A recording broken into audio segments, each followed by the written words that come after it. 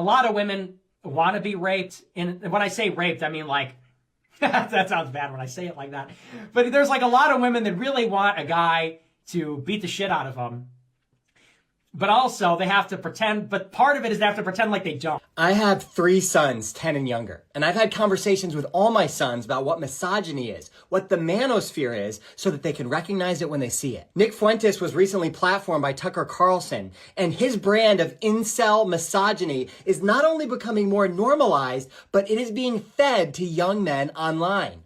If you have sons, you need to talk to them about misogyny before Nick Fuentes talks to them about misogyny. Now, not all of their ideas sound quite as extreme as this. It may start with simple ideas about being an alpha male or that women should be feminine and appealing. But we see where this leads.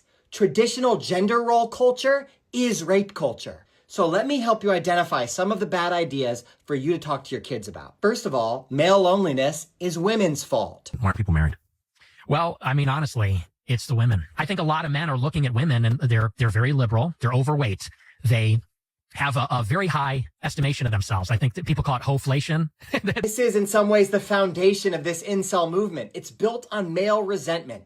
And instead of helping boys and men look inward and address the wounds that are keeping them from being relationally and emotionally mature and available, they just help you blame women. If you're single, it's women's fault. No introspection about what you're bringing to the table. Secondly, what women really want is an alpha male. All women naturally want strong men. Of course. Obviously. They naturally want a Chad. You know, they want like a tall, buff guy. Fuentes will tell you that regardless of what women say, they want a Chad, an alpha male. If they say they want tenderness or a man who centers them and listens, don't listen to what they're saying they want. Listen to what these guys on the internet are saying they want. But we see where that mindset leads, to rejecting women's no and diminishing the need for consent. 3, women belong in certain roles. None of them want to work either. None of them That's what actually I'm want saying. to work. No, that's what I'm saying. Of course. That's right. It's obviously true. It's always been true. Work outside the home. Right. They don't have enough work at home. You know, there's a lot to do. They like these vague appeals to equality. We want a chance to work and we want respect. They'll tell you this is just natural. This is the order of things.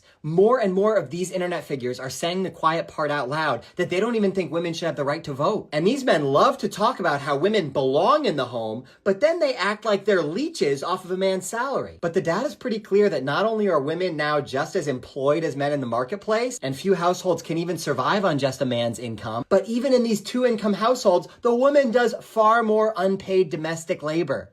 And you've got to talk to your boys about these views because they're no longer fringe, and we see where they lead. They lead to violence towards women, and they lead to high levels of male loneliness and suicidality. So please, parents, talk to your boys before Nick. And what's really frying me is that these guys are taking advice from the virgin, the guy who has never been with a woman, and for good reason. Because what woman would want that? And I'm not even talking about his looks. I'm talking about everything he says when he opens his mouth. Why are men taking advice from him about relationships? He has no experience in relationships. And the reason why he's so angry probably is because he's backed up. So there you go. How about you take advice from men who are in actual loving relationships, long-lasting relationships, partnerships. That's how it usually works for longevity.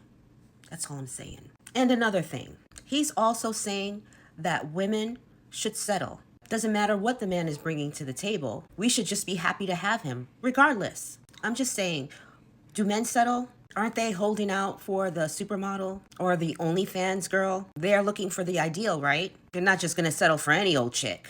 So why should we?